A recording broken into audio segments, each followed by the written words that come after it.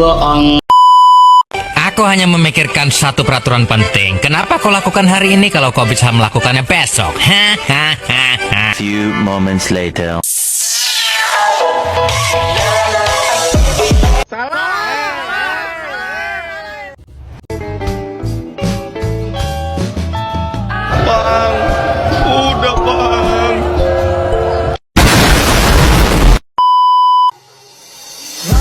Don't pick up the phone, you know he's only calling 'cause he's not in love with you.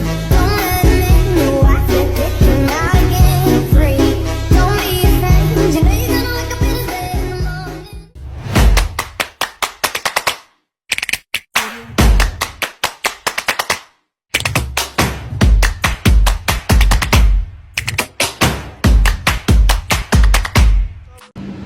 Selamat siang teman-teman. Sebelumnya perkenalkan, saya Victoria Sita Natasha. Di sini saya akan mempresentasikan tentang makronutrien dan mikronutrien. Untuk isi adalah komponen atau bahan makanan yang diperlukan agar fungsi-fungsi tubuh dapat berjalan dengan baik. Di sini ada nutrisi dibagi menjadi dua kelompok, yaitu makronutrisi dan mikronutrisi.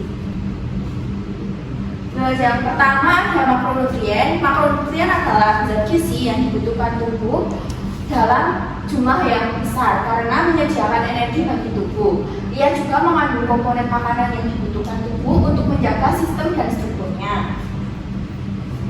Berikut ini merupakan fungsi dari makronutrien. Untuk yang pertama, sumber energi. Makronutrien menyediakan energi untuk menjalankan fungsi tubuh dan beraktivitas. Yang kedua, pembentukan otot. Protein merupakan makronutrien yang berperan dalam pembentukan otot dan jaringan dalam tubuh. Untuk yang ketiga, struktur sel. Makronutrien berperan dalam memberikan struktur pada sel. Untuk yang terakhir, daya tahan tubuh. Protein juga berperan dalam meningkatkan daya tahan tubuh. Di sini ada macam-macam makronutrien. Untuk yang pertama, karbohidrat. Karbohidrat merupakan sumber energi yang utama dalam tubuh yang dipecah menjadi glukosa. Karbohidrat dapat ditemukan dalam makanan nabati seperti biji-bijian, roti, nasi, pasta, buah-buahan, sayuran, tepung, kacang-kacangan, susu, dan yogurt.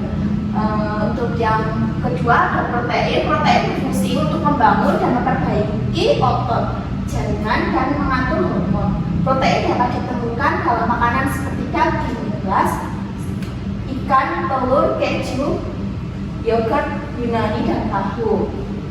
Untuk yang ketiga ada lemak. Lemak dipecah menjadi asam lemak dan gliserol sehingga menyediakan vitamin A, D, E, dan K yang larut dalam lemak.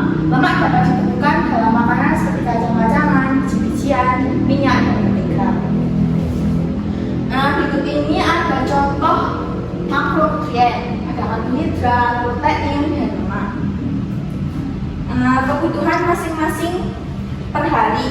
Untuk karbohidrat itu kurang lebih 6 porsi per hari. Untuk protein kurang lebih itu 2 porsi per hari. Dan untuk lemak itu dibutuhkan sedikit saja untuk perharinya. Selanjutnya, dampak kekurangan dan kelebihan makronutrien karbohidrat.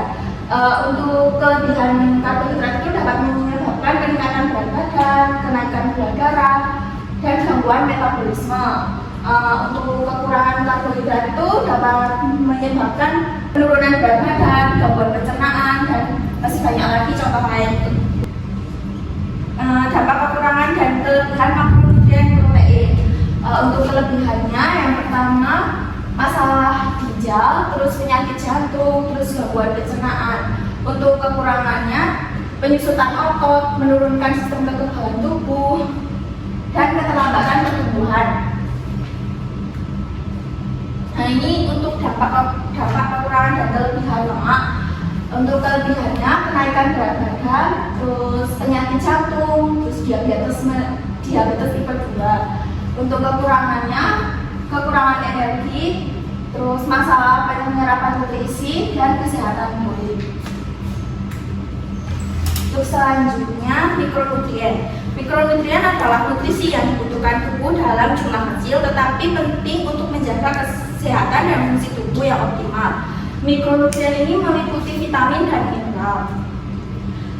Fungsi mikronutrien yang pertama untuk memelihara kesehatan, mendukung sistem imun, kesehatan tulang dan fungsi sel. Untuk yang kedua, metabolisme berperan dalam proses metabolisme energi dan sintesis DNA. Yang ketiga, fungsi enzim, banyak mikronutrien berfungsi sebagai kofaktor untuk enzim yang diperlukan dalam reaksi biokimia. Ini untuk macam-macam mikronutrien vitamin. Yang pertama, vitamin yang larut dalam air, ada vitamin D, vitamin C, terus vitamin yang larut dalam lemak itu ada vitamin A, vitamin D, vitamin E, dan vitamin K. Macam mikronutrien mineral itu mineral makro. Yang pertama kalsium, magnesium, dan kalium. Yang kedua mineral makro ada zinc, zat besi, tembaga, dan selenium. Ini merupakan contoh mikronutrien itu terdapat pada buah dan sayuran. Kebutuhan per hari masing-masing bisa dilihat. Ini kurang lebih sayuran itu 3 porsi per hari, dan untuk buah-buahan itu kurang lebih 2-3 porsi per hari. Dampak kekurangan dan kelebihan mikronutrien vitamin itu vitamin A. Kelebihan keracunan vitamin A yang dapat menyebabkan sakit kepala, mual, dan kerusakan hati. Untuk vitamin C itu dapat merusak ginjal yang dapat menyebabkan masalah jantung. Terus kelebihan zat besi itu dapat menyebabkan merusak hati, jantung, dan pankreas. Terus kalsium itu dapat menyebabkan masalah jantung dan ginjal. Zinc, mual, muntah, dan gangguan sistem kekebalan tubuh. Selenium itu dapat menyebabkan gejala seperti rambut rontok, kelelahan, dan masalah saraf. Untuk kekurangannya, kekurangan vitamin A dapat menyebabkan masalah penglihatan. Untuk vitamin C itu dapat menyebabkan perdarahan gusi, penyembuhan luka yang lambat, dan kelelahan. Untuk vitamin D itu untuk masalah tulang ya, seperti osteoporosis, rhinitis. Terus zat besi itu kekurangan darah seperti anemia, kelelahan, dan penurunan konsentrasi. Zinc, masalah sistem imun, perlambatan penyembuhan luka, dan gangguan pertumbuhan. Untuk yang terakhir, asam folat itu dapat menyebabkan anemia dan peningkatan risiko cacat lahir pada perempuan. Untuk kesimpulannya, jadi makro dan mikronutrien merupakan 2 kategori penting dari nutrisi yang diperlukan tubuh secara keseluruhan, baik makronutrien dan mikronutrien